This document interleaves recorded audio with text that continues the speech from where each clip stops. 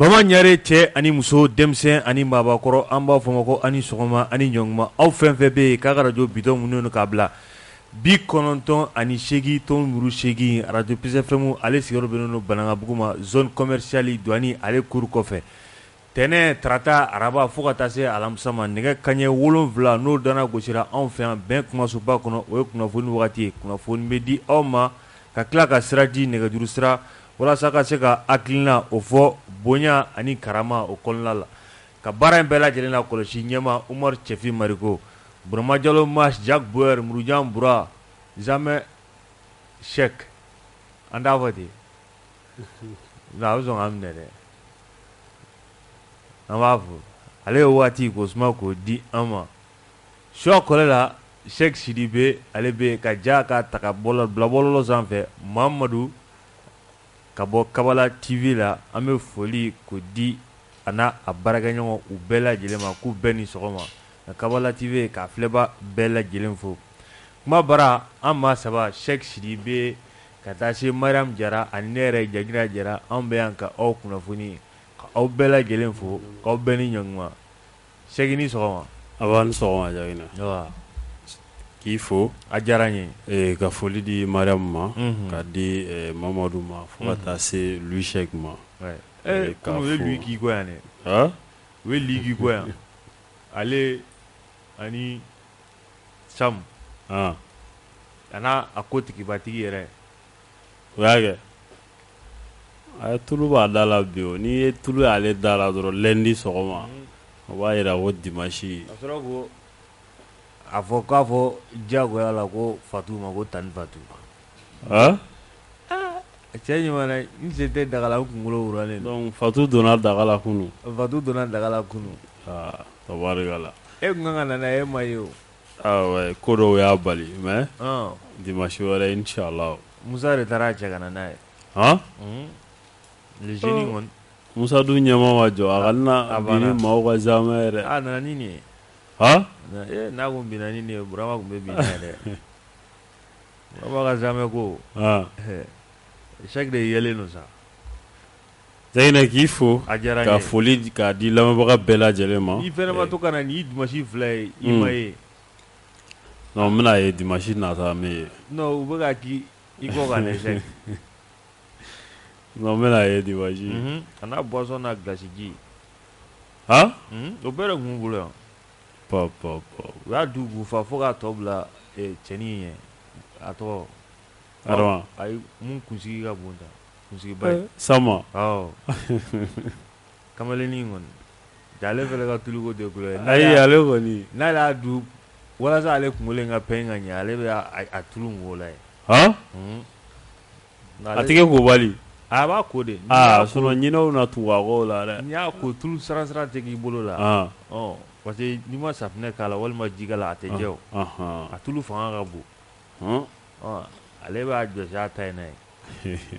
an b'a fɔ k'a sama bali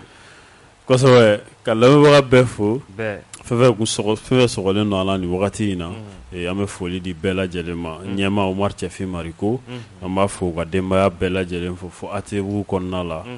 ka an kanubagaw bɛɛ lajɛlen fo Mali kɔnɔ fo ka taa se Mali kɔkanna ma minnu tulo b'an zenow sanfɛ an bɛ foli di u ma Kabala TV mɔgɔw an bɛ foli di u fana ma kosɛbɛ k'u bɛɛ ni sɔgɔma Mara ni sɔgɔma Nse tɔgɔ jange ni sɔgɔma n ka foli bɛ mɔgɔ mɔgɔ bɛ plateau kan an ka foli b'u bɛɛ lajɛlen mɔgɔ mɔgɔ bɛ k'a lamɛn Mali kɔnɔ Mali kɔkan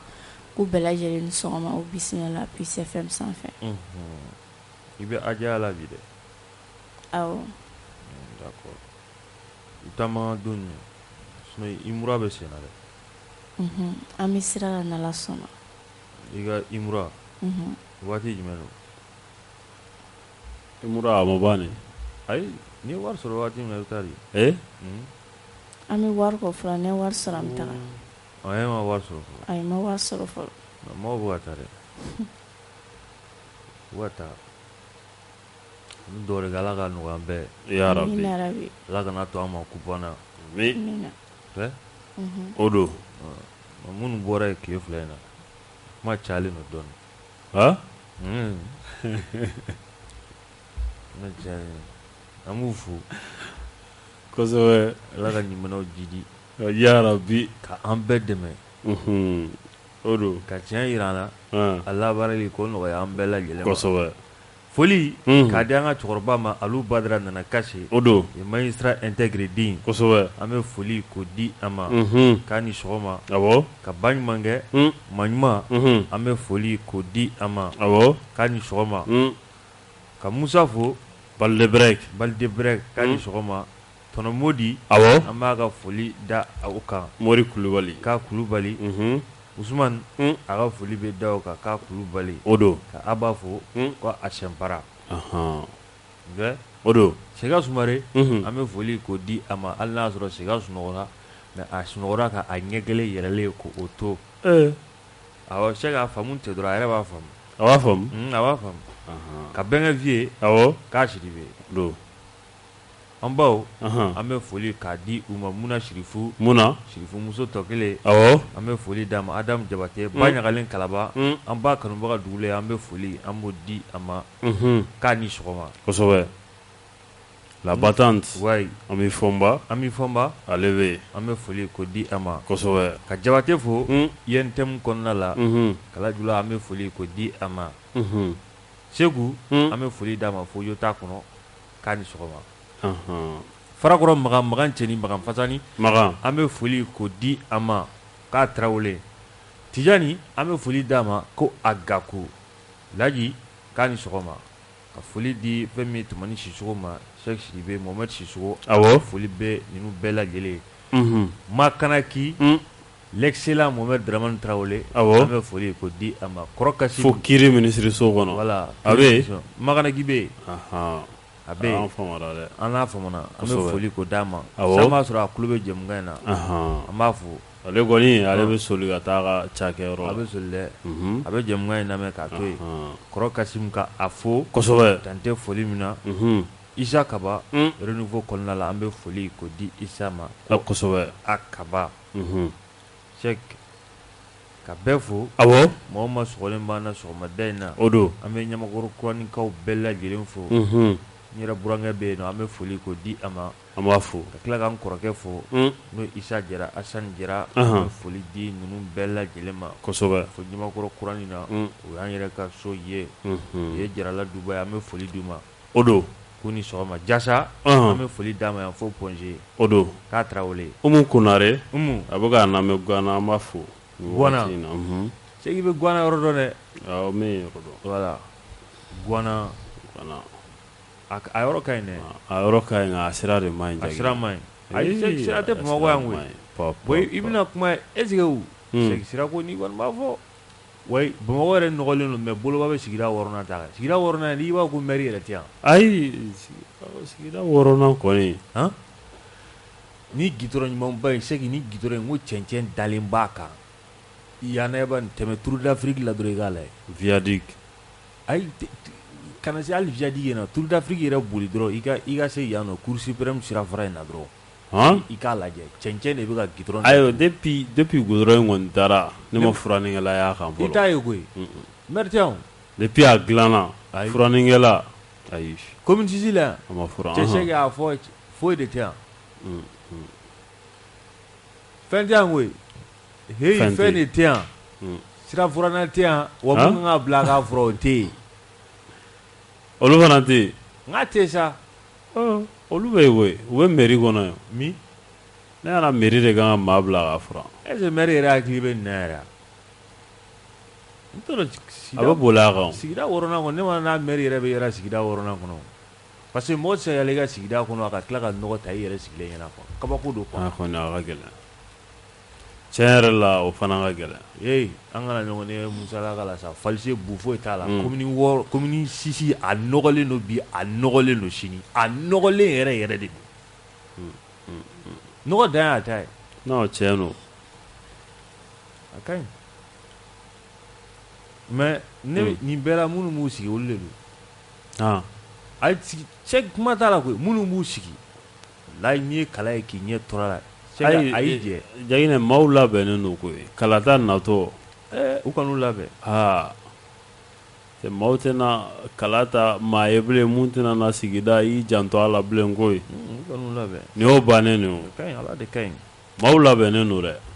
n bɛ dugawu k'u ye Ala ka ɲɛ ka da n'u kan yarabi Maga bɛ mairie la dɛ Maga a bɛ Saka Kone bɛ yen an b'a fo n teriw don an bɛ foli d'u an b'u ma bɛɛ lajɛlen a cɛ fɔ n teri ye a tɛ teriya sa abada nka a b'a yobo yaba mun nɔgɔlen don o nɔgɔlen don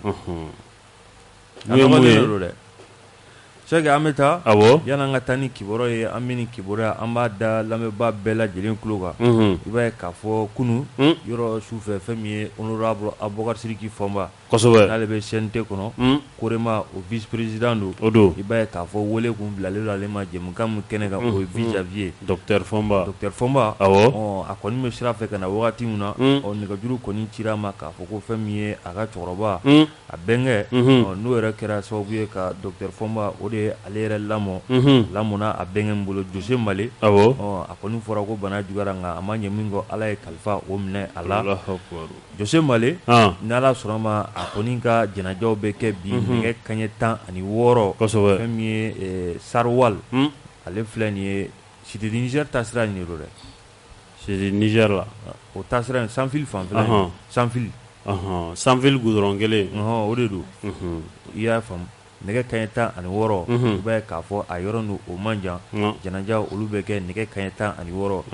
Jose Male an bɛ dugawu kɛ cɛkɔrɔba Ala ka a dayɔrɔ ka a nɛɛma yarabi a fɔra si mun na Ala k'o di kɔmaw ma yarabi si nafama si barikama Ala k'o di an'u ma amin k'a fɔ a kɔmaw ye Ala k'a hakili ɲuman da n'u ma an t'a fɔ ten yarabi o don a fɔ Abubakar Sidiki ye ko a Fɔnba a fɔ Madu ye ko a Fɔnba GFM ɲɛmaayaso o de ye bataki ko ka a latɛmɛ an bɛ u fo kosɛbɛ dante foli min na o don a tɛ dugawu kɛ an bɛ dugawu kɛ n'an kɔrɔkɛ don dɛ Ala ka hinɛ a la son grand frère an bɛɛ bɛ kari kelen mo ye Fɔnba an bɛ dugawu kɛ ni siraw bɔcogo tɛ n'an bɛɛ kari kelen yɔrɔ Bamakɔ lotissement mana kɛ cogo cogo u bɛ jɛngɛni dɔw k'a la a kɛbaa ko yiribare n'a kun ma bare an bɛɛ ye kari kelen o somɔgɔya ye donc an b'a fo dɔw kɛ ka tila ka dɔw kɛ denbaya bɛɛ yarabi o don ka a ɲinɛ amin Ala k'a ɲinɛ dɛ yarabi n b'a yɛrɛ Ɲamakɔrɔ a bɛ Ɲamakɔrɔ ni Sanfili de cɛ nka a donnen don Sanfili la dɛ ni Ɲamakɔrɔ yɛrɛ a donnen don Sanfili la Ɲamakɔrɔ a donnen don Sanfili la Ɲamakɔrɔ a bɛ fɛn bɛɛ kɛ cɛkɔrɔba in fɛ yen o y'a bɛnkɛ de ye Jose Male Ala k'a dayɔrɔ nɛɛma yarabi an bɛ taa ni kibaruyaw ye jɔfɛn bɛɛ ye dafɛn ye o don yanni an dadon cɛ Ala ka an ci ɲuman na yarabi Super Coupe Asimi Goita Aso Kati belebele Kuluba belebele Miɛnkaw ka belebele belebele kɔni tɛ tɛmɛ a kan belebele tɛ tɛmɛ a kan dɛ an bɛnnaw ye Miɛnkaw ye olu y'an bɛnnaw ye dɛ u ma muso d'an ma mais u y'an dɛmɛ k'a ɲini ayiwa an ka taa Jumadon ni o bɛnna septembre kalo tile 16 san 2022 ma o bɛnna Asimi ka coupe o finale yɛrɛ ma finale min bɛ maa minnu kari ɲɔgɔn na o de ye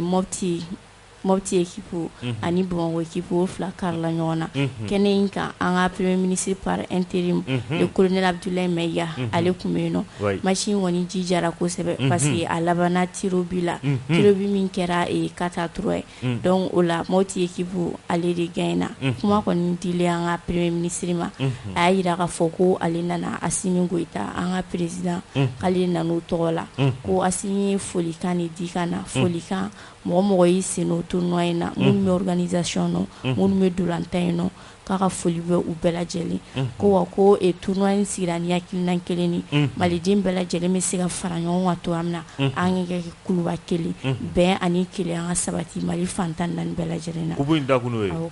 farikolo ɲɛnajɛ ale bɛ maaw fara ɲɔgɔn kan. Awɔ a y'a kɛ ni o hakilina ni.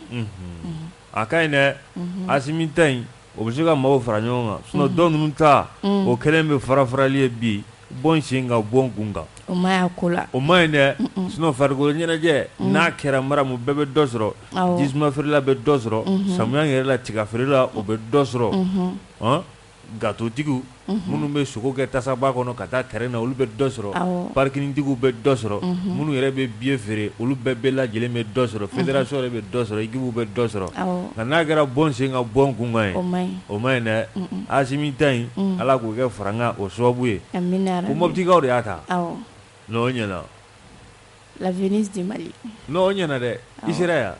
ayi ma se wa a sera yen ayi o tɛ bali nɔ ale sera yen dɛ a sera yen ale yɔrɔ caman ye a sera yen o b'a to ka siège ba in kɔnɔ ka taa yɔrɔ caman na sera yen mɛnɛ d'accord ne kɔni mun fɔ dɛ n kɔni n ka sera yen awɔ ne y'a fɔ moi je l'assume a banna ne ye mun kɛ o ka ɲi o maramu ne ye mun kɛ o ka ɲi baasi foyi t'a la i tɛ chèque la chèque tɛ kuma dɛ ale tɛ fɛn fɔ non chèque tɛ foyi fɔ non chèque tɛ kuma chèque tɛ kuma a bɛ ɲɛ o n'Ala sɔnna a ma chèque an ka taa fan fɛ awɔ kibaruyaw kɔni a caman bɛ yen sa o n'a y'a sɔrɔ i ma kuma maramu kɔni ye mun fɔ maramu ko k'a bɛ i jɔ a kɔrɔ o tɛ kibaruyaw fɛ o tɛ kibaruyaw fɛ ayi maramu y'a fɔ k'a b'i jɔ a kɔrɔ dɛ chèque k'a b'i jɔ a kɔrɔ chèque an tɛ fan fɛ semaine nationale de la réconciliation ka a baara olu bɛ sen na kosɛbɛ Jaginɛ i b'a ye k'a fɔ semaine mun ni a kɛrɛnkɛrɛnlen don bɛn ani kelenya o bɛ se ka sabati an ka jamana fan 14 na cogo min na Jaginɛ o waleya mun ni a sigira sen kan Jaginɛ a baaraw olu bɛ to sen na fo nin kalo tile 21 Jaginɛ ni septembre kalo in sa Jaginɛ depuis coup d'envoi o kɛra CICB kɔni kɔnɔna la Jaginɛ jamanakuntigi fɛ Asimi Goyita baaraw kɔni olu nun donna Jaginɛ jumadon Jaginɛ wulikajɔ o kɛra Bamakɔ misiriba kɔnɔna la Jaginɛ ka duwawudon kɛ Jaginɛ ka tasibilaw kɛ Jaginɛ ka tila ka bɛn ani kelenya Jaginɛ ko o wajuruw ko olu kɛ yaasa maliden bɛɛ lajɛlen cɛman fara musoman kan bɛɛ lajɛlen bɛ se ka don da kelen fɛ cogo min na ka bɔ da kelen fɛ Jaginɛ o waleya ninnu kɔni o kɛra fɛn mun ye Sidi Kamara ye sa ni ale ye secrétaire général du ministère de la réconciliation ye Jaginɛ ale tun bɛ misiriba kɔnɔna la Jaginɛ baara ninnu caman kɛra ale yɛrɛ ɲɛna Jaginɛ yaasa duwawu o bɛ se ka don cogo min na maliden bɛɛ lajɛlen an bɛ se ka don da kelen fɛ ka bɔ da kelen fɛ cogo min na Jaginɛ o kɛra yaasa ka semaine nationale de la réconciliation nin dɔgɔkun kɛrɛnkɛrɛnlen in sa yaasa ka a ɲɛnamaya kalan ta fanfɛla la misiri kɔnɔna la yaasa kow bɛ se ka nun don halisa cogo min na Jaginɛ o kɔfɛ sa an ka kalansow kɔnɔna la ni a bɛ fɔ o ma ko sanfɛ kalansow facultéw FMOS n'o ye faculté de médecine ye ani fo ka taa se faculté de sciences économiques et de gestion ma FSEG Jaginɛ Ismaël Wage ni ale ye ministre de la réconciliation ye ale yɛrɛ ale y'i senfa ka se faculté kɔnɔna la FSEG la Segi Wage ka baara in a b'a ɲɛdɔn a b'a ɲɛdɔn ayiwa ne ko cɛ a bɛ ka nɔ bɔ a la o Jaginɛ Jaginɛ semaine nationale de la réconciliation Jaginɛ a yɛrɛ thème ko faisons la diversité un atout pour la cohésion sociale au Mali Jaginɛ an cɛ Jaginɛ n'a ma ɲɛ k'a fɔ ko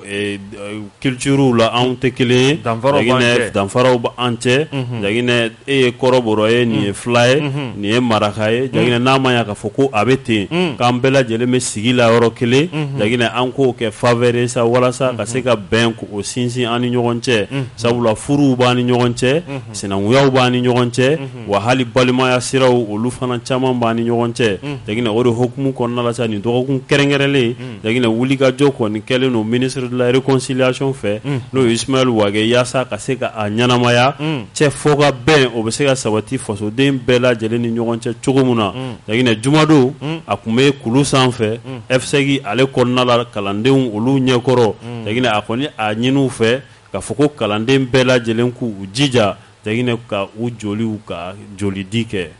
ni semaine kɛrɛnkɛrɛnnen u ka joli di u ka joli di a man ka mun fara o fana k'u tagala ye k'u ka beseta dabila kalanyɔrɔ la ani minfɛn jugu a man k'o fara a m'o fɔ o kɔni o na f'u ye o a kan k'o fɔ dɛ o bɛ f'u ye sabula ni wagati laban ninnu kɔni na a sumayalen don wulikajɔ kɔni caman kɛlen don parce que kalansow caman na sanfɛ kalanyɔrɔw u kɛlen don ka lakanabagaw kɛ a fan caman o banna yɔrɔ ka ɲi an bɛ dugawu de kɛ ala k'a ɲa ka d'an ma ala ka a ɲɛ awɔ nin dɔgɔkun kofɔli min filɛ nin ye ala ka bɛn sabatili ya rabi a baaraw ala ka a sabati amin joli a tɛ suma nɛn kan o don i bɛ nɛn furakɛ ka sɔrɔ ka joli ko o furakɛ o tɛ awɔ n'i ko bɛ joli furakɛ nɛn kan o ye tɔ ka jɛ o ye kɔse bilatɔ ye ɲɛsɛ ɲɛ a yɛrɛ ko k'a b'a ɲɛdɔn ne ko k'a b'a ɲɛdɔn ne sɔnna i ta ma a b'a ɲɛdɔn e ko ten e ko ten sɛk e ko ten dɛ a b'a ɲɛdɔn e ko ten sɛk sɛk n'an taara sabula jaginɛ bɛn yɛrɛ kuma fɔli jaginɛ o yɛrɛ o bɛ na ni bɛn o bɛn sabula diinɛ yɛrɛ la ka fitinɛ kuma ka to k'a buida a maɲi a ye tere juguya wale yɛrɛ voilà maa o maa bɛ na ni bɛn kuma ye maa o maa bɛ bɛn waleya k'o ta en tant que tel jaginɛ a ka ɲi dɛ i taara sanfɛ o i taara a duguma o jaginɛ a kɔni waleya i y'a kuma buida kɔni a ka ɲi ni kuma ni waleya ye ɲɔgɔn jɛ voilà ni waleya ma sabati nafaba tɛ kuma in na dɛ tɔgɔ jɛ don nka fitinɛ kuma kɔni o man ɲi o man ɲi i k'o kuma ye donc bɛn kuma subaga ka fisa ni subaga kanfɔla ye kosɛbɛ o ka fisa n'o ye dɛ o don nka tiɲɛ yɛrɛ la kuma dɔw bɛ yen n'i y'o kɛ i b'o waleya kɛ mais kuma min bɛ da o sina b'e la a ye sɛgɛ o kɔni o t'i mɔgɔla ye patron ne ko k'a bɛ se o ne ko k'a bɛ se ka dɔrɔn ne sɔn ne ta ma a bɛ se an bɛ taa Memorial Modibo Keyita Sɛki Sidibe i b'a ye k'a fɔ o kɔnɔna la fɛn min i b'a ye k'a fɔ wasaden kɔrɔw i hakili b'u la kɔni minnu sigira n'u ma tɛmɛ kalo damadɔni kan kalo saba député i b'a ye k'a fɔ Laji Burama ala ka a dayɔrɔ ka a nɛɛma ya rabi i b'a ye k'a fɔ ale kɛtɔ ka fanga ka a bila a kɔni ye wasaden bulu in kɔni a y'a filenkolon ci k'a da kolon ci i b'a ye k'a fɔ kabini o kɛra waati min na i b'a ye k'a fɔ parti politique dɔw bɛ yen olu kɔni farala ɲɔgɔn kan Sɛki Sidibe hali dɔgɔkun tɛmɛlen an da a sera a ma yan kosɛbɛ u kɔni bɛ taama la u bɛ ka don maaw kan k'a jira k'a fɔ k'u kɔni ka hakɛ Sɛki Sidibe u kun b'o o kuma la n'a ma ye k'a fɔ a ko a bɛ ten nin wasaden minnu filɛ nin ye wasaden kɔrɔw 6e législature i b'a ye k'a fɔ u kɔni ye sigi kɛ sigi min n'u y'a kɛ sa a kɛra Memorial Modibo Keyita o kɔnɔna la sigi kun tɛ dɔwɛrɛ Sɛki Sidibe a bɛ ma ko sauvegarde de la démocratie et l'état de droit n'a fɔra ko démocratie k'ale mankamaw ko olu labato ka se ko olu tɔbɔtɔ ani jamana a sariyaw i b'a ye k'a fɔ ka se ko k'olu lafasa i b'a ye k'a fɔ o hakilinaw baabu in kɔni taara boli o de kan Sɛki Sidibe n'a ma ye k'a fɔ baabu a bolila o kan ɲɛmaya bɛ maa min bolo o tɛ dɔwɛrɛ o ni honorable Belko Samaseku a kɔni yɛrɛ ye k'a fɔ ko ɲɔgɔn ye kun tɛ dɔwɛrɛ i b'a ye k'a fɔ laɲini belebele minnu b'u u la u kɔni ka députéya o baaraw olu kɔnɔna la waati min na u tun bɛ députéya la halisa o miiri ni o faamu o b'o olu la walasa démocratie a bɛ se ka se k'i jɔ a sen kan cogoya min na n'o de ye jɛmu fanga ye o kana se ka tilan cogo si la i b'a ye k'a fɔ parti politique caman olu kɔni bɛ kulu in kɔnɔna la u caman y'u yɛrɛ sɔrɔ fɛn min ye nin kunnafoni di in kɛnɛ kan a kɔni ko filɛ nin ye a kun ka d'u ye u kun ka kɛ CNT la a kun ka d'u kun ka kɛ CNT la dɛ o de kun ka d'u ye o kun ka d'u ye o parce que i bɛ ka yɛlɛ nin na dɛ halisa olu b'u sɔn CNT maa dɔw fana kan ka taa halisa fɛn min banna ka ban a ko ma se a kuncɛyɔrɔ la a kɔni ko filɛ nin ye o kɔni u ye bureau kura sigi bureau kura in ka baara i b'a ye k'a fɔ dɔwɛrɛ tɛ san kelen o de dilen don u ma u ka baara o k'o kɛ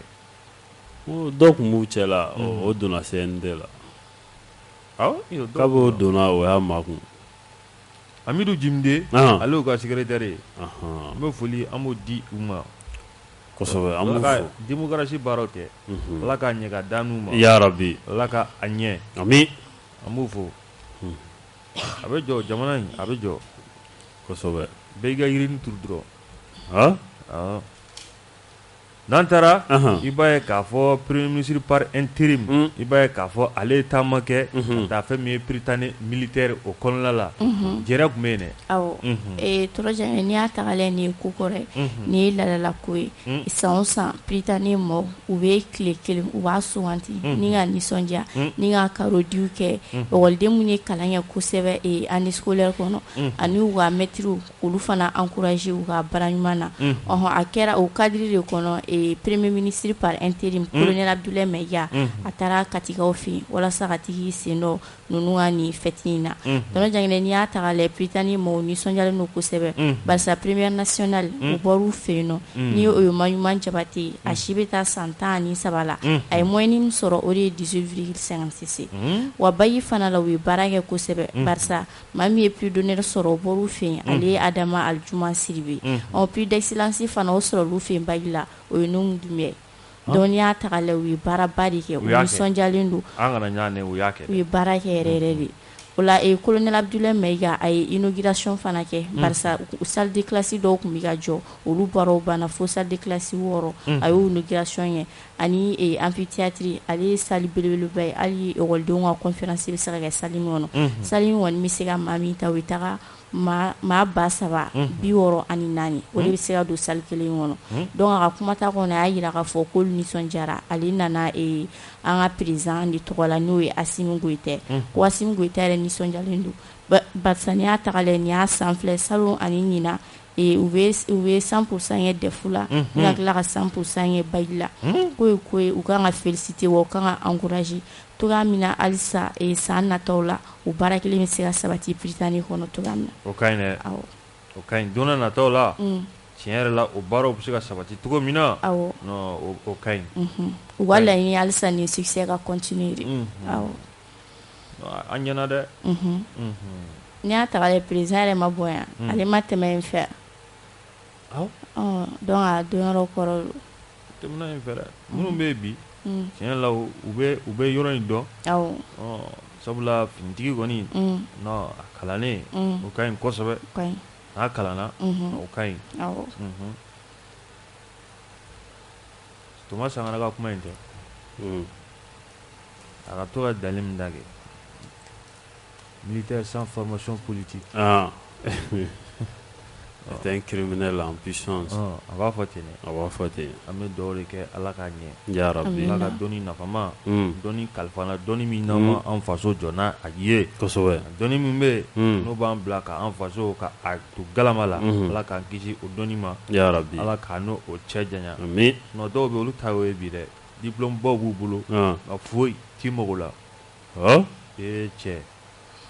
t'i mago la c'est k'an bɛ taa a bɛ fɔ mun ma ko lutte contre la corruption i b'a ye k'a fɔ ko o baara dɔ bɛna sigi sen kan kosɛbɛ maa dɔw bɛ yen k'olu ka sɔrɔ ka a daraki o tɛ k'a geler ye de Jaginɛ i b'a ye k'a fɔ conseil des ministres tɛmɛlen Jaginɛ sɔni kɔni sigira nin kuma in kan kosɛbɛ Jaginɛ k'a jira k'a fɔ ko don n'a nataw la sa ko cakɛda kɛrɛnkɛrɛnlen Jaginɛ ko o bɛna sigi sen kan cakɛda mun ni a ka baara bɛna bɛn Jaginɛ maa minnu n'u ka comptes ni a bɛ geler Jaginɛ k'a bɔ i taya la ou bien k'i ka sɔrɔ k'a bɔ i ta la yanni kiiri o ka tila a ka baaraw la Jaginɛ ka tila ka minnu fana ka sɔrɔw ni a darakir'u la k'a minɛ o la yɛrɛ k'a bila jamana ka bolo kan n'a bɛ fɔ a ma ko confisqué o bɛɛ de b'a la aw don dɛ Jaginɛ la création d'une agence de gestion des biens gelés saisis ou confisqués Jaginɛ nin cakɛda in sa a ka baara bɛna bɛn mun ma Jaginɛ o ye de sa ka maa minnu ni u ka kow bɛ kiiri ka bolo kan n'u sɔrɔla yuruguyurugubaw la jamana bunakun kan Jaginɛ ka se k'u ka biens k'olu geler fɔlɔ Jaginɛ nin cakɛda in ka baara bɛna bɛn o kɛrɛnkɛrɛnnenya la ka biens ninnu u ka sɔrɔ ninnu k'u lakana sabula ni bien ni ale geler la Jaginɛ o ye ka a minɛ i la fɔlɔ yanni kiiri a ka jɔ i la ou bien a kana jɔ i la n'a a jɔr'i la Jaginɛ a bɛ bila jamana ka bolo kan n'a yɛrɛ ma jɔ i la jagina i ka wari ou bien i ka fɛn mun minɛli la jagina a bɛ segin i ma jagina nin cakɛda in kɔni ka baara bɛna bɛn sa jagina ka se ka o fɛn ninnu olu lakana cogo mun na jagina fɛn ka n'u sɔrɔ u kana tiɲɛ n'a sɔrɔ mobili don a mobili ka lasago ka ɲa jagina don n'a nataw la hali ni kiiri banna san 1 san 2 san 3 i ka fɛn ɲumanama i y'a di cogo min jagina a ka se ka segin i ma ten tɔ o baara in o ka ɲi baara in ka ɲi jagina a kɛkun ye dɔwɛrɛ tuguni jagina ka se ka maa minnu n'u bolofɛnw n'u minɛr'u la ka bila jamana ka bolo kan jagina u nɔ ka se ka bɔ a banna la traçabilité jagina n'a ma ɲa ka fɔ ko don tɛmɛlenw na ni waliya ninnu ni u kun kɛra maa dɔw bɛ yen nɔ u ka fɛnw u darakir'u la kiiri fɛ jagina n'a ma ɲa ka fɔ ko o fɛn ninnu dɔw bɛ yen nɔ taacogo ma y'u la nayɔrɔ ma y'u la jagina ni a ma ɲa ka fɔ ko olu camanw kɛra an ka jamana kɔnɔ don n'a nataw la sa ni marabaga ninnu jagina bi transition maaw jagina u kɔni ko wagati sera sa ko a ka dabila o ka ɲi jagina yaasa bɛɛ lajɛlen bɛ se ka lawasa sɔrɔ cogo min na an b'u fo awɔ ala k'a baara ala k'a ɲɛ ya rabi dunko juguya ala ka an kisi a ma ala k'an kisi a ma dɛ o don dɛ a ma ɲi a bɛ maa yɛrɛ fago kosɛbɛ a b'i fasa an t'a fɔ ten awɔ walifɛn dun a ma ɲi dɛ a ma ɲi mɔgɔ ma ɲi an bɛ taa Sɛki Sidibe n'an taara i b'a ye k'a fɔ contrat de performance i b'a ye k'a fɔ o de kɔni bolonɔbila kɛra fɛn min ye Jami tɛ de Jaminatu Sangare ale de tɛ hôpitalu kɛnɛya minisiri so o t'ale de ye o don i b'a ye k'a fɔ a n'a ka directeur généraux directeur minnu bɛ k'a fɔ n'u bɛ hôpitalu kunna Sɛki Sidibe bolonɔbila sɛbɛn kɔni kɛra bolonɔbila sɛbɛn in tɛ dɔwɛrɛ Sɛki Sidibe ka a lajɛ directeur minnu bɛ yen n'u ka baara n'u ɲɛna k'a fɔ maaw kɔni y'a fɔ ko a ɲɛna fo ka taa fɔ a to ten hôpitali i b'a ye k'a fɔ a tagaɲɛw sabatira laɲini minnu kɛra directeur fɛ n'i sera ko olu bɛɛ lajɛlen kɛ san 1 Sɛki Sidibe i b'a ye k'a fɔ tare a bɛ fɔ e kun janjo na fɔ i ye awɔ janjo bɛ f'i ye dɛ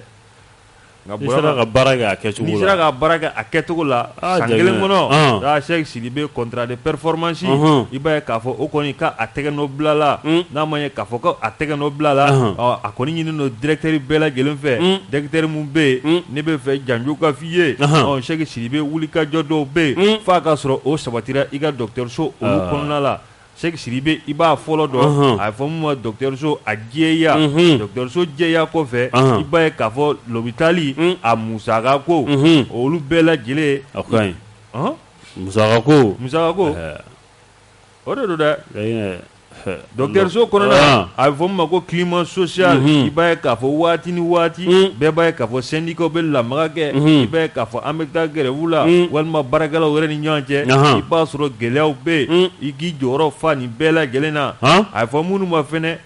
gestion des urgences ko balalen minnu bɛ kɛ hôpitali olu kɔnɔna la directeur bɛ wulikajɔ minnu kɛ ka se ko o ko balalen ninnu ka se ko olu lasa cogoya min na ka se ka taa cogo ɲuman k'o di o ma Sɛki Sidibe nin bɛɛ lajɛlen bɛ don a ko a kɔnɔna la i b'a ye k'a fɔ maa mun bɛna nin baara in ka a lakɔlɔsi u nɔfɛ agence nationale d'évaluation et d'accréditation des établissements de santé est chargé de l'évaluation des contrats de performance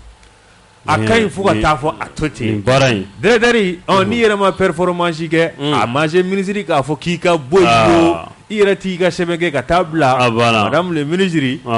ne kɔni bɛ yɔrɔ min na bi cɛ na baara in a ma ɲɛ a bɛ baara ɲuman kɛ dusu don maaw kɔnɔ a b'a dusu don dɛ tiɲɛ yɛrɛ la nin kɔni ka ɲi contrat de performance a ka ɲi dɛ a ye sinɔn l'hôpital dɔw la a ye jagina maaw ni ɲɛji de bɛ ɲɔgɔn na sanga ani wagati kunfɔ yɔrɔ ti maaw la yɛrɛ maaw ka baara in gɛlɛya min ye obligation de résultat de tɛ docteur baara la voilà donc ni min y'a ka tɛmɛ dɔrɔn a banna a obligation de moyen de don n ye moyen mun bila o ka bolo kan o b'o baara de kɛ non obligation de résultat n'o don e ko maa ye sa ala k'an kunnadiya nin kelen ni nin ka ɲi tiɲɛ la hali ni a fɔra sa ni performance n'i ye performance ɲuman kɛ i kɔni kan ka dɔn ko tiɲɛ na i kan ka to mais n'i m'a kɛ cɛ karamɔgɔkɛ i yɛrɛ fɛnɛ ka hakili sɔrɔ i yɛrɛ i k'a bila a ko dɔw ma se fɔli ma olu ye faamu hali tiɲɛni bɛ kɛ maa minnu bolo ka caya jagina u kan ka nin bɛɛ noter san san ka bɛɛ évaluer ni dɔ bɛ fara i kan ou bien ni dɔ bɛ bɔ i la ni bɛɛ kan ka jateminɛ a kɔni filɛ nin dɛ sinon an ka lapitani so directeur généraux de fɔra ni ne directeur généraux ɲinina i fɛnɛ i ka baarakɛla tɔ minnu bɛ yen i fɛnɛ bɛ b'i tɔw nɔfɛ kɔnditi don sinon kɔni o tɛ tiɲɛ yɛrɛ la promotion fɛnɛ bɛ kɛ olu fɛnɛ ye o a tɛ kɛ baarakɛlaw ya a bɛ k'u ye i ka kalanw kɛ ka dɔ fara dɔnniyaw kan n'a y'a sɔrɔ i sabatilen tɛ ni kalan nana minnu sabatilen olu bɛ bila ala mun sabatilen tɛ i bɛ bila kɛrɛfɛ o tɛ ala ka ɲɛ ka d'an ma an ka tɛ fan fɛ joona joona waati kɔni a sɛbɛkɔrɔ b'an kɔ fo ka taa fɔ a to ten n'an bɛ taa e fan fɛ Jaginɛ i b'a ye k'a fɔ Nigérikaw fɛ yen Jaginɛ mouvement M62 Jaginɛ ale taara n'a ye Niger Jaginɛ kunu manifestation belebele o kɛra Nigérikaw fɛ yen Jaginɛ yaasa ka dɛmɛ ani dɛmɛ Jaginɛ k'a ta ka an ka transition ka a sɛgɛrɛ awɔ Cheikh bi ma transition bila an fɛ yan dɛ Jaginɛ bi de wulila Jaginɛ u sera k'u yɛrɛ sɔrɔ kunu bɛɛ wuli kuma i ka sɔrɔ awɔ o don dɛ mara mun bɛ ka filɛ o kuma la Jaginɛ an ta o tɛ M5 ye wa Jaginɛ M62 o de b'olu fɛ yen mouvement du 62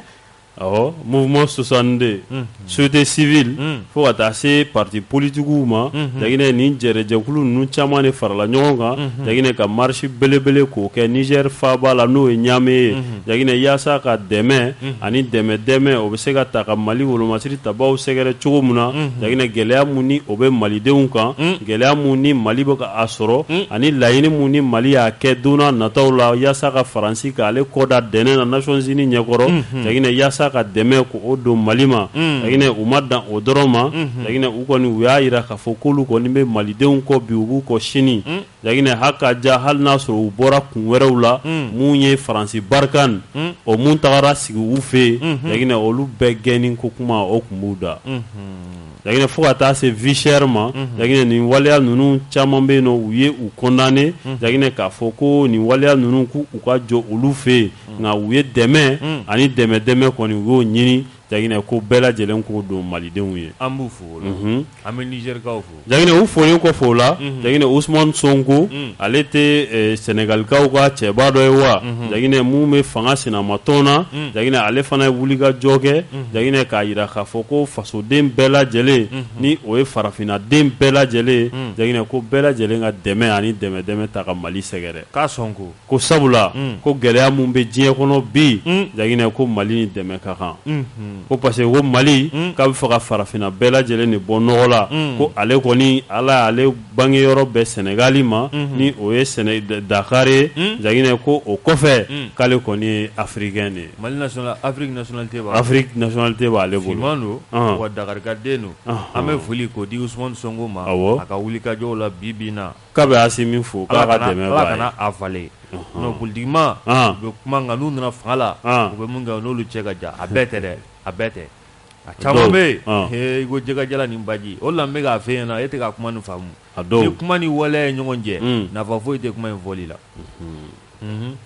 c'est que an bɛ taa ani kibɔra di teliya la ka nɛgɛjuru k'a di nɛgɛjurutigiw ma i b'a ye k'a fɔ Nations Unies ale secrétaire général Antonio Guterres i b'a ye k'a fɔ an kɔni ye nanzaraw ka kunnafoni sira minnu bɛ yan n'a ma ye k'a fɔ Mali jamana kɔni ye olu bilasira ka gɔngɔn ka a suru olu nɔfɛ u kɔni tun bɛ ka Antonio Guterres u tun bɛ ka a ɲininka n'a ma ye k'a fɔ olu y'a ɲininka kuma in yɛrɛ bɛɛ kɔlasa ye mun ye a bɛɛ faralen ɲɔgɔn kan k'an teliya ka sira k'a di nɛgɛjurutigiw ma Cheikh Sidibe i b'a ye k'a fɔ dɔw wɛrɛ tɛ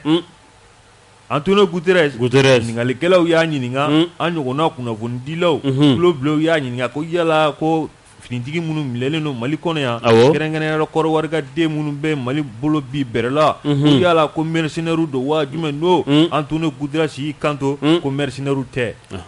a y'o kuma min fɔ i b'a ye k'a fɔ dɔw kɔni taara an ka ministre des affaires étrangères u ka bɔlɔlɔ sira minnu bɛ yen olu kɔni taara u sagona kuma an'u nindungɔ kuma u taara fɔ yen nɔ Mali ministre des affaires étrangères o bɔlɔlɔ sira ladege dɔ don an b'a fɔ o ma ko fake news kunnafoni jatigitan kunnafoni lanko bolo dɔ taara a bila o bɔlɔlɔ sira in fɛ ko Antonio Guterres k'a ye kuma min fɔ nin ye k'a bɛ maa dabali ban ko wa ko nɛni yɛrɛ don wa ko dɔgɔyama yɛrɛ don ko ka ɲɛsin Mali jamana ma Ablaye Diop ale sina ka bɔ k'a bila la ka bɔlɔlɔ sanfɛ ko mɔgɔ min bɛ k'a fɔ ko Antonio Guterres k'a ye dɔgɔyama kɛ wa k'a ye nɛni kɛ ka ɲɛsin Mali ɲɛmɔgɔw ma i b'a ye k'a fɔ ko a kuma jatigi t'a nɔ ko olu ka sira tɛ bi olu ka sira tɛ wa u m'a fɔ k'a jɛlen tɛ a jɛlen tɛ i y'a ye a lakilenni ɲɛna dɛ Antonio Guterres a ye kuma min fɔ don tɛmɛnw la an yɛrɛ ka communiqué yan a tun bɛ fɔ ko les militaires ivoiriens nka n'a gɛlɛyara a fɔ les mercenaires o don o tɛ yan donc u kana na Mali ni Guterres u kana u bila ɲɔgɔn na a jagina a lakilenni ɲɛna dɛ an bɛ Ablaye Diop fo sabula diplomasi baaraw don n'a bilala i ka bɔlɔlɔ sira fɛ kɛrɛnkɛrɛnna maa minnu y'a kɛ ale ka logo a bɛɛ u y'a bɛɛ ladege a ladege cogo cɛnin na k'a bila bɔlɔlɔ sira fɛ n'o dun kɛra bɔ i ka kɔn ka fɔ Guterres ye kuma min fɔ ko de mercenaires tɛ communiqué tɛmɛnenw na an yɛrɛ y'a fɔ ko yan nɔ gouvernement fɛ k'a fɔ ko militaire ivoirien o ma fɔ wa nka wagati min na cɛ torchon brûle a fɔra cogo di mercenaire Guterres kɔni ni a jaabi don sera a bɛ jaabi a yɛrɛ y'a fɔ fɛnɛ ko a labɛnnen don don n'a nataw la ani Mali délégation dɔw n'olu kan ka ɲɛ sɔrɔ walasa u bɛ se ka kuma nin ko in na cogoya min na a y'o bɛɛ lajɛlen fɔ kuma in sen fɛ kosɛbɛ maa minnu kɔni ye ni kunnafoni jatigi d'an bila ko Ablaye Diop y'a jaabi ta o kuma de tɛ tiɲɛ ye ka nɛgɛjuru k'a bila o nɔ kan 20 20 18 65 20 20 18 65 allo man sɔgɔma Risa Maigadi Catalan Pichesando Catalan vraiment mi fo kosɛbɛ a diyara n ye bi Cheikh fo Cheikh kulo b'i la an'an balimamuso Maram ani DJ Mag ani kɔrɔ ɲɛma ni man bugula ni biye sidibe ani Kasim Tarawale ne ta ye n bɛna foliw de kɛ quoi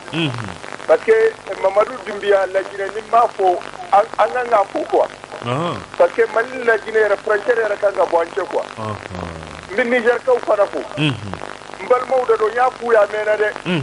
i jɔ n k'u fɔ Hausa kan na dɔɔni n bɛ min f'u ye Ala k'u dɛmɛ Allah dɛmɛ Kesu Allah ka Bazu ye ka kɛ Niger Ala ka tile yɛrɛ caya ya Rabbi n Hausa kan ne jɛnjɛ allo an sɔgɔma Mayiga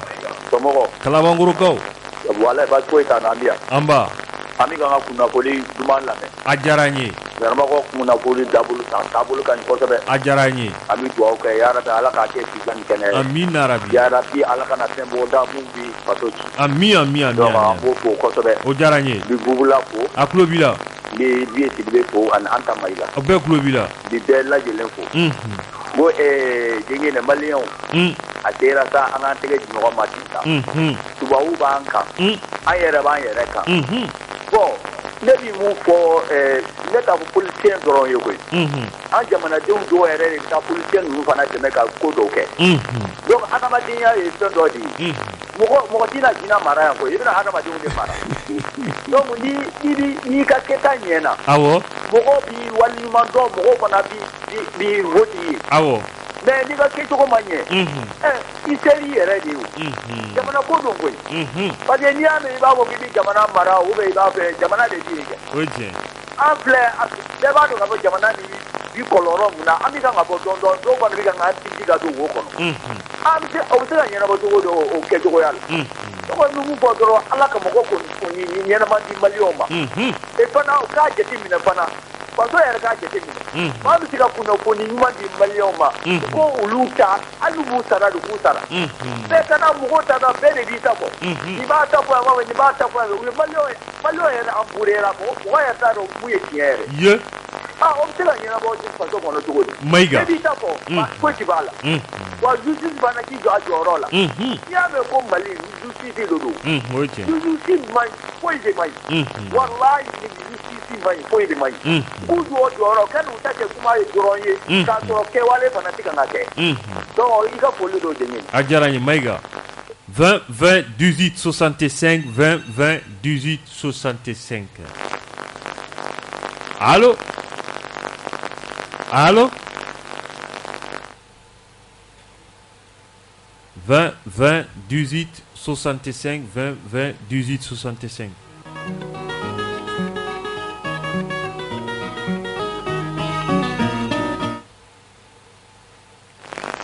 Allô? Samaki. Awa. Nipo. Ajarani. Sherifu. Cheikh Klobila. Amfa bula na ba kan ba na ba bala gele. Kube Klobila. Gaine. Ouais. Bon malgo flane, tu vois kuma ga gele. Amma ga jamana wara anu lube ngona. Ko lu kuma dugu fanga jamana ma. Amulu kele. Bon mɔgɔ bɛ y'an ka Mali yɛrɛ kɔnɔ yan olu bɛ kuma jugu fɔ an ka jamana ma min ka jugu ni jamana wɛrɛ yɛrɛ bɛ min fɔ an ma olu mɔgɔ b'an fɛ yan donc olu bɛ tɔgɔma tɔgɔ min ja u bɛ wuli ka yala tɔgɔ min ja foyi tɛ b'a la Mali justice ko daminɛ a kuma ka gɛlɛn pour que Mali justice maliyɛn kɔni ne kɔni moi personnellement daminɛ an kana jigi da justice kan k'u bɛ se ka fɛn k'an ye ne bɛ ka kuma f'i ye dɛ Samake ni kiiri tɛ jamana kɔnɔ o jamana taa ɲɛ man di dɛ n bɛ se ka min f'i ye a kɔni bɛ digi mɔgɔw la e ɲɛ bɛ an ka 91 mɔgɔ ninnu na olu ka produit ye Mali justice ye a ye sabali sa ne ka kuma de f'i ye daminɛ o a ye sabali sa Samake o yɔrɔ bɔ a la sa o bɔ a la bon ni ko ten n b'a bɔ a la quoi daminɛ sinon ne b'a dɔn ne bɛ Mali justice caman dɔn caman ye 91 kɛlɛ kɛ yan ne b'u dɔn olu de ye 91 kɛlɛ kɛ yan bon daminɛ ni jamana justice ni politiciens ka collaboration fanga bonyana i b'i sigi kunna fo ka diɲɛ wolo jamana dama di ɲɔgɔn na parce que ne bɛ magistrat dɔn olu ka politique ka juguya ni politiciens ye voilà c'est pour ça n ye kuma in fɔ ka da o yɔrɔ de kan voilà an b'i fo 20 20 18 65 20 20 18 65. Allô? An sɔgɔma. Nba i tɔgɔ ni jamu k'an wele ka bɔ min? Dramani Traoré Sapo. Dramani Traoré. Nba. Ne bɛ mun fɔ ani Côte d'Ivoire cɛla in. An bolo d'an dusu kan.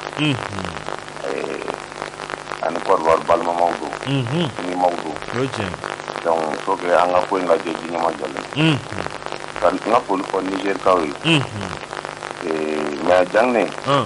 Ne b'i lamɛn don o don ka fɔ filɛjalakɔrɔji kɔfɛ mais to yɛsi ministre damadɔ bɛ yen nɔ il faut falloir que Assimi k'olu falen quoi commerce agriculture ani oui olu fila kɔni vraiment a ka fɛɛrɛ k'olu la n ka foli ye. A diyara n ye an b'i fo i Traoré. 20 20 18 65 20 20 18 65 k'a bɔ sirakɔrɔ de.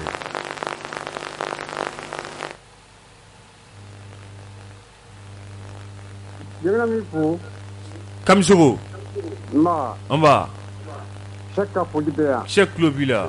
Kebe ka foli bɛ yan ani technicien du jour. U bɛɛ tulo b'i la. Nba. Jɛgɛna ne ka kuma bɛ min kan sɔgɔmada in na.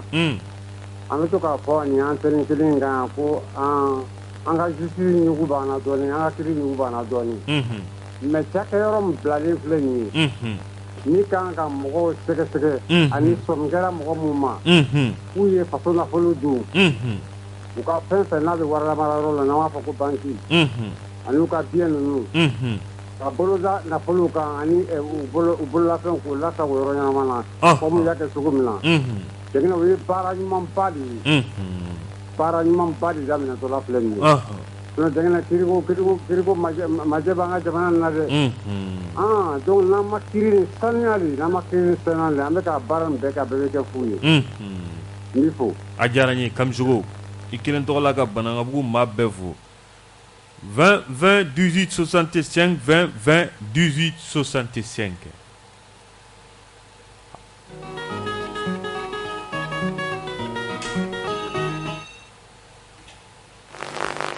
Allô? Allô?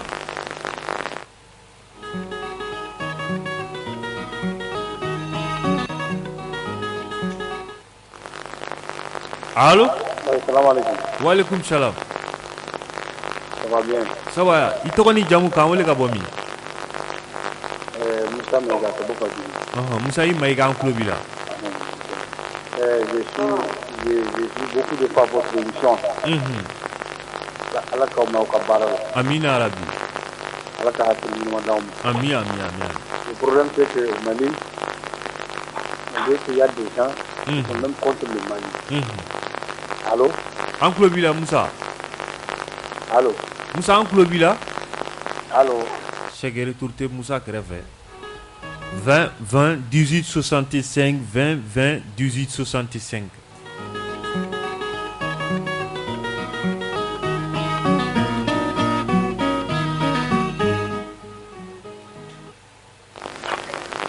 Allô?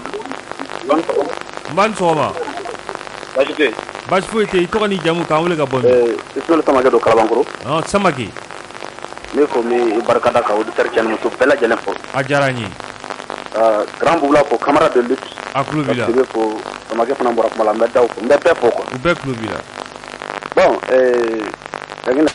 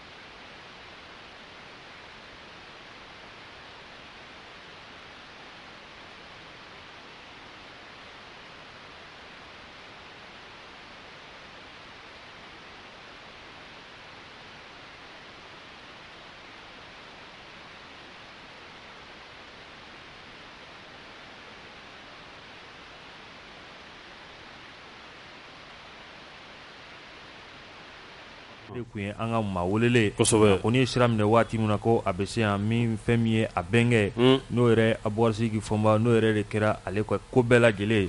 b'a ye k'a fɔ Jose Male i b'a ye k'a fɔ Ala y'a ka kalifa o minɛ a la surɔ jɛnajɛw bɛ kɛ bi nɛgɛ kanɲɛ 16 Sar Wal o dépôt min filɛ nin ye Sanfili de don o don Sanfili i b'a ye k'a fɔ nɛgɛ kanɲɛ 16 jɛnajɛ ninnu a bɛ kɛ yen nɔ kosɛbɛ an bɛ dugawu de kɛ Jose Male Ala k'a dayɔrɔ Ala k'a nɛɛma ya rabbi Ala k'a mɛn ka saraka ko ya rabbi foli kɛ Mariam awɔ mɔgɔ minnu sɔgɔlen b'an na u bɛɛ lajɛlen n'u ci u ka kulomajɔ la u k'u kan mɛn wagati wɛrɛ n'Ala sɔnna ka bɛɛ fo Ala ka wagati wɛrɛ yira an na n'Ala sɔnna ka lamɛnbaa bɛɛ fo ni Ala sɔnna ma sini fɛnɛ an bɛ ɲɔgɔn sɔrɔ yan nɛgɛ kanɲɛ 14 fɛnɛ an bɛ ɲɔgɔn sɔrɔ yan sini jɛmukan kɛrɛnkɛrɛnnen o labɛnnen bɛ an bolo sini nɛgɛ kanɲɛ 14 wele bilalen don lamɛnbaa bɛɛ lajɛlen ma Mamadu bɛ yen ni Peace FM kɔni ka di ye i ka an dɛmɛ nin baara kofɔlen na kosɛbɛ an bɛ bɛɛ lajɛlen fo mɔgɔ kun sɔgɔlen b'an la aw k'an bɛ diɲɛ waati la aw k'an bɛ diɲɛ waati la aw k'an bɛ diɲɛ waati la aw k'an bɛ diɲɛ waati la aw k'an bɛ diɲɛ waati la aw k'an bɛ diɲɛ waati la aw k'an bɛ diɲɛ waati la aw k'an bɛ diɲɛ waati la aw k'an bɛ diɲɛ waati la aw k'an bɛ diɲɛ waati la aw k'an bɛ diɲɛ waati